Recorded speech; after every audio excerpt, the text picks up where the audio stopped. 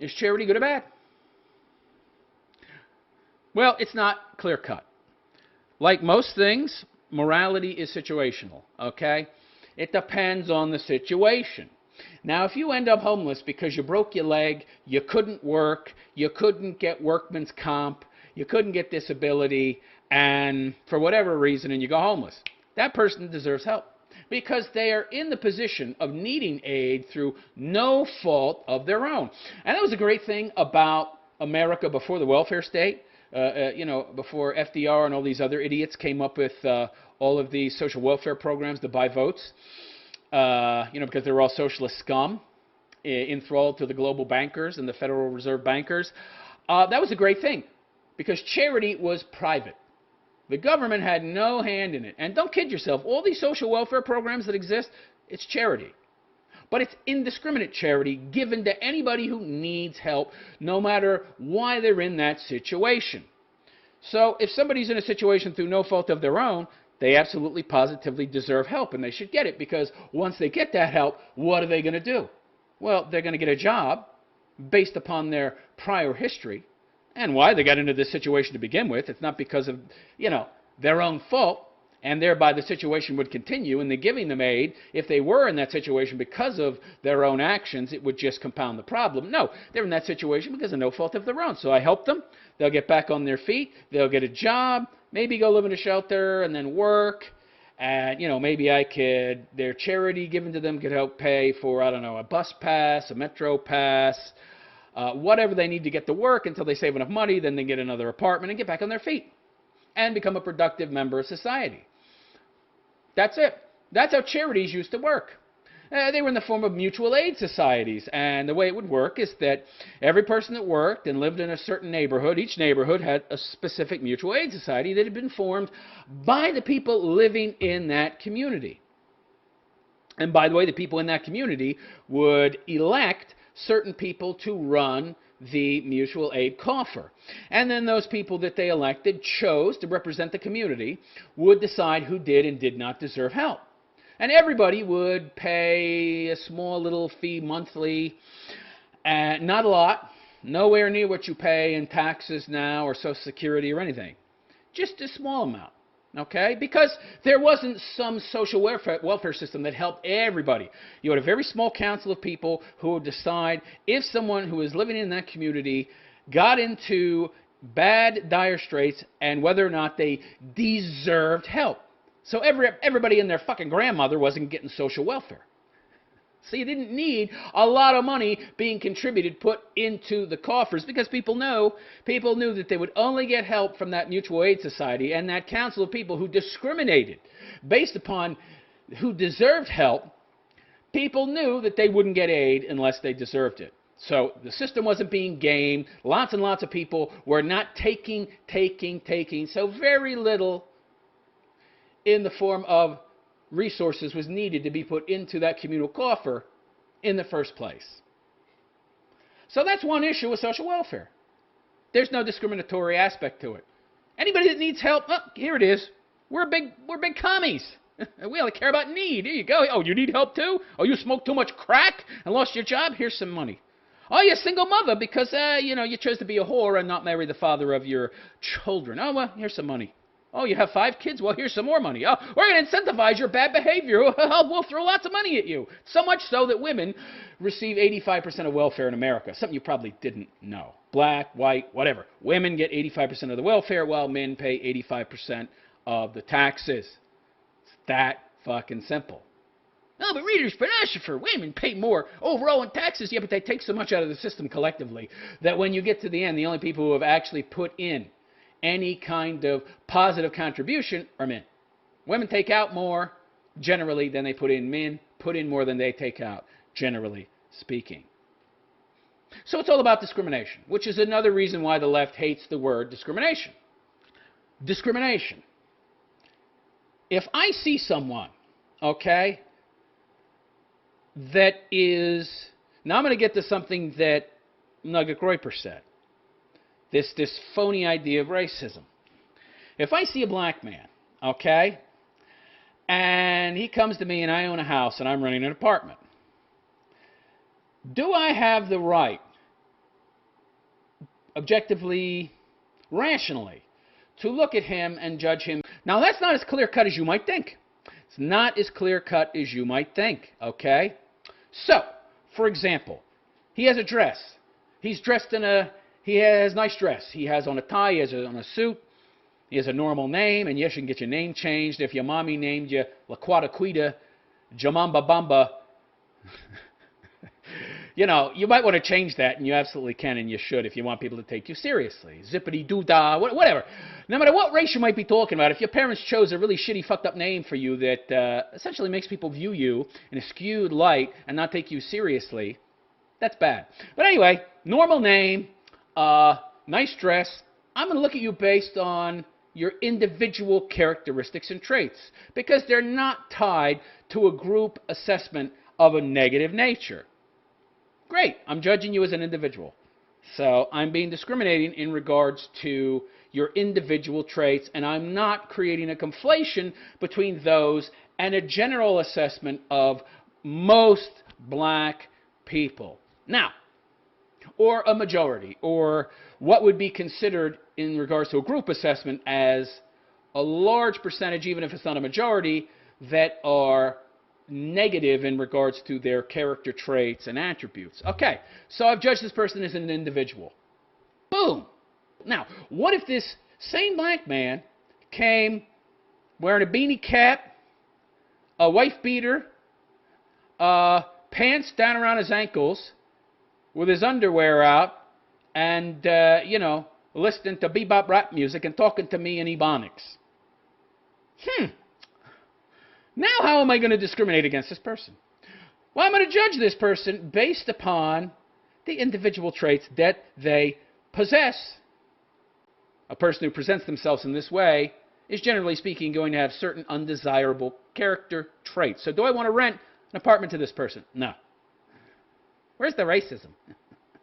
Where's the negative discrimination? What is evil about discrimination? What discrimination really means is having standards, okay? And making assessments about people based upon what we inductively know throughout the history of humanity in regards to what makes a positive or a negative trait. What, when we look at a person, hear a person speak, look at their actions, identifies them as somebody who is a positive or negative influence, a good or bad person, somebody that we would want to rent an apartment to, say, or give a job to. Well, the idea of discrimination, in that sense, isn't bad. In fact, the idea of discrimination is not bad or evil at all. It's only represented by people who they themselves have very low standards and expectations of themselves, who haven't done very much to develop themselves, who have a lot of negative traits that they don't want you to judge them upon, and who, generally speaking, have an entitlement complex. Okay? The people who argue and bitch and moan about discrimination being bad or evil are either brainwashed people who went through universities, the public school system, and been taught lies about discrimination across the board being evil, when it's really a situational thing, and it depends on what you're discriminating upon. These, or people who are generally losers, bums, thugs, criminals, who don't want you to judge them based on things that are legitimately judgeable, that say a hell of a lot about who you are, including how you look. Oh, but we can't discriminate. Sure we can. And none of those assessments were based upon that person's race. It just so happens that a lot of people who are members of this race just happen to dress up in a very similar manner when they have certain character traits and personalities that are undesirable. And they're expressing that to you via their appearance. And I can't discriminate in regards to that? You're telling me, oh, you can't judge a book by its cover. You can to a certain extent. That's a lie too, by the way. It depends on what the cover is, okay? Oh, if the cover has pictures of baby rape and pedophilia, I can judge that book. And very negatively, I might add. Oh, man. So, discrimination is not a bad thing at all. You discriminate when you eat. You don't like something, you discriminate against it. I have a very discriminating palate.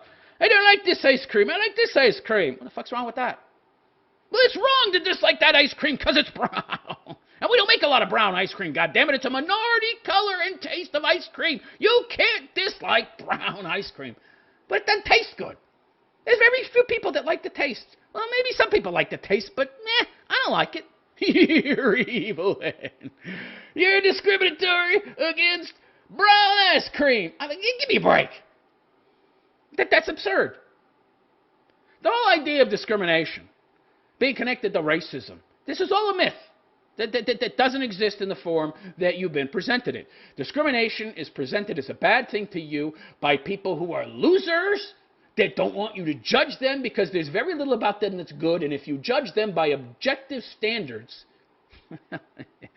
they wouldn't get a job, they wouldn't get a fucking apartment, they wouldn't get much anything in this world.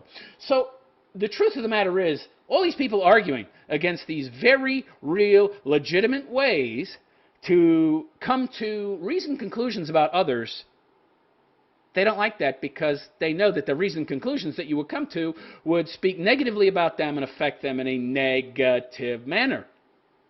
Make sense? Okay, look. People don't do it's not the appearance, okay? It's what the appearance says about you. Do you understand? So if I have a very unkempt appearance, if I go out in public, if I go to a job interview, if I go to work, and you should look moderately professional, and we have 2 weeks growth on my face, but it's all shaggy and untrimmed, and I haven't combed my hair, I look like a homeless bum. What does that say about me? It says I don't care about how I look, and I have very little self-esteem. What? So it's not the appearance so much as what the appearance says about me, and it does present a very negative picture of me, which makes the company I work for look bad as well. But it also says a lot that's bad about me. How is that discriminatory? In a bad way. I think it's very reasoned. But then you create this special pleading argument bullshit, which isn't even true, by the way. It's a myth that about judging people by their race, which doesn't happen. I know for a fact, by the way. We all know. Have you looked at the fucking statistics? Black people, black men, between the age of 18 and 34 or something, are responsible for 51% of the murders in America. So 3% of the population are killing 51% of the people who are killed. That's huge. They're vastly overrepresented in the area of murder. So is it rational and reasonable to, if I see a black dude coming at me down the street at 2:30 a.m. in the morning and the streets are vacant, empty, and he looks like a thug, is it valid for me to cross the street? Or is that racism? Which is it? Which is it? White Future says, true indeed. Discrimination is associated with racism, hatred, and xenophobia. Okay, those conflations are drawn by the left because what they want to do is invalidate the idea of being discriminatory in the first place. You're not allowed to discriminate. You're not allowed to judge people, period. You ever heard that, like the, don't judge me, bigot, or just don't judge me? Why not? What's wrong with judging you? You ever heard that, people who live in glass houses shouldn't throw stones? Well, Jesus Christ, by that assessment, we all live in glass houses. I mean, none of us are perfect. So if you're imperfect, you can't judge other people, right? Well, that's a very convenient assessment that usually comes from people who have a lot of flaws. Don't judge me. You're imperfect too.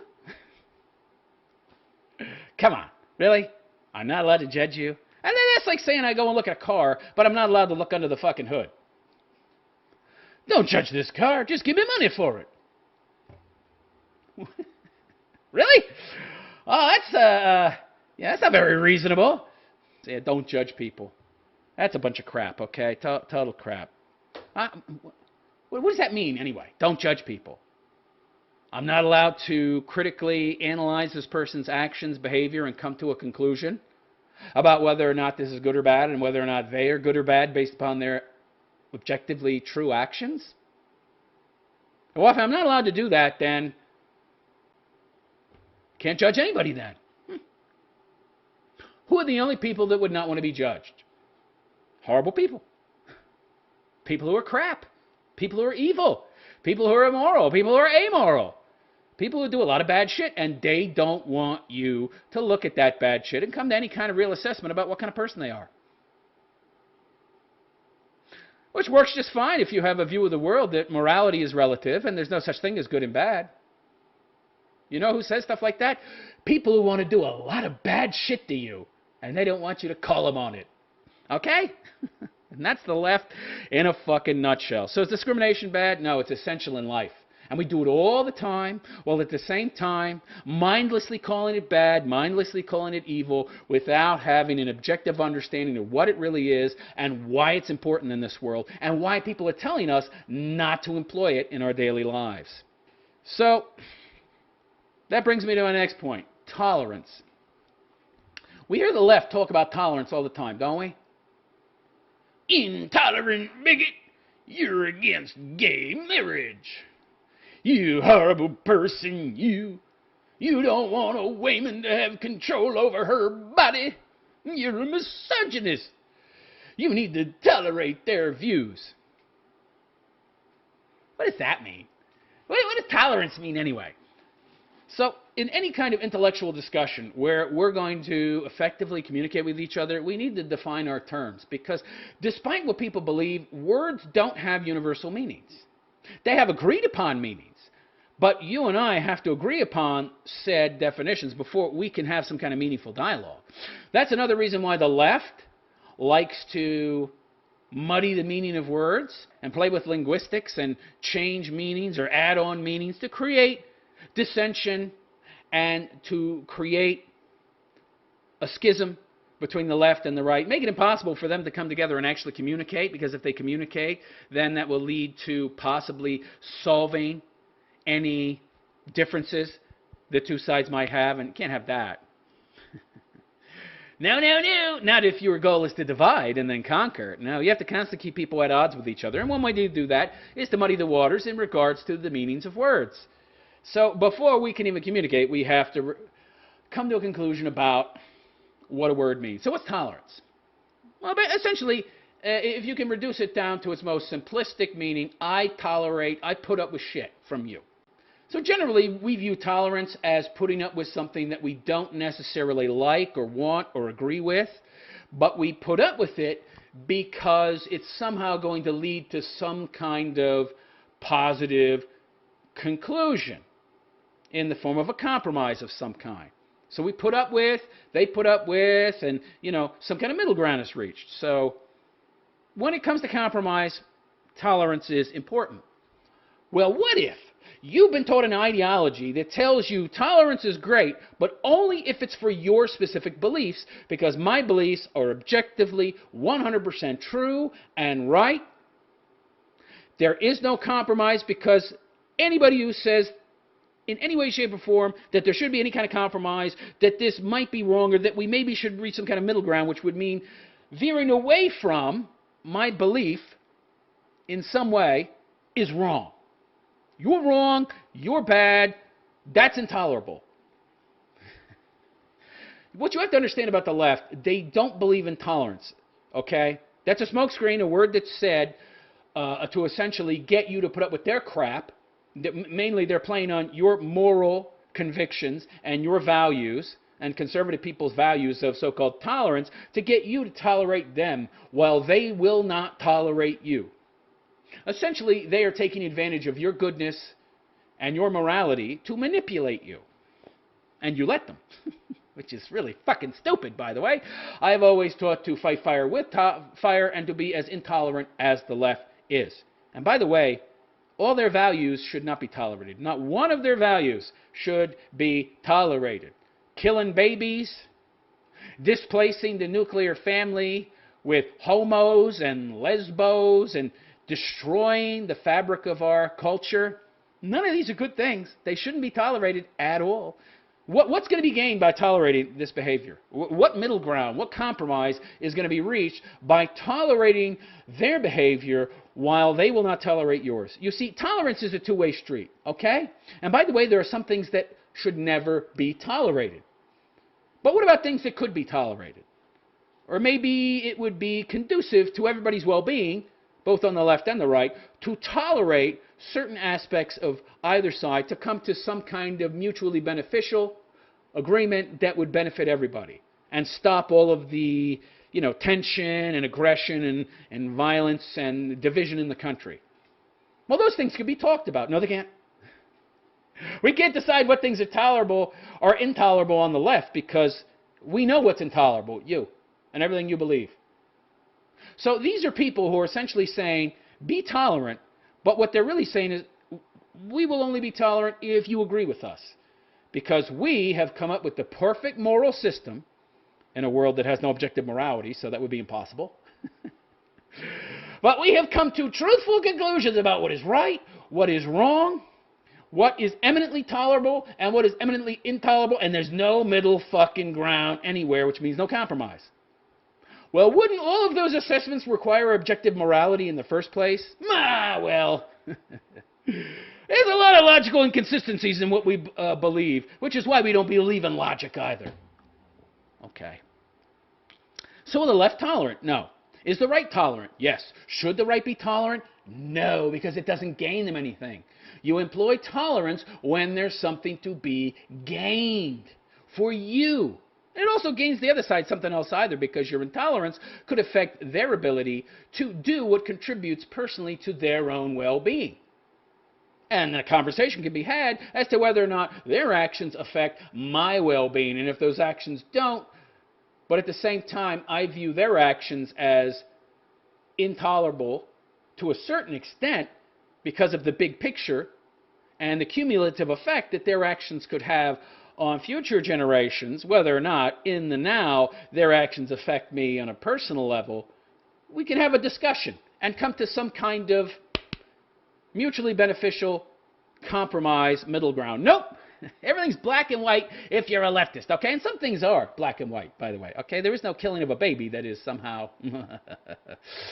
unless, of course... Now, there are actually some gray areas there. For example, if having the baby come to term would kill the mother and such, there are extenuating circumstances that actually can speak positively, rightly, morally to something like an abortion or something. Again, these are things that can be discussed, but it's all or nothing with the left, okay? You are bad and evil for even trying to interfere with a woman's control over her own body, even though it's not her body.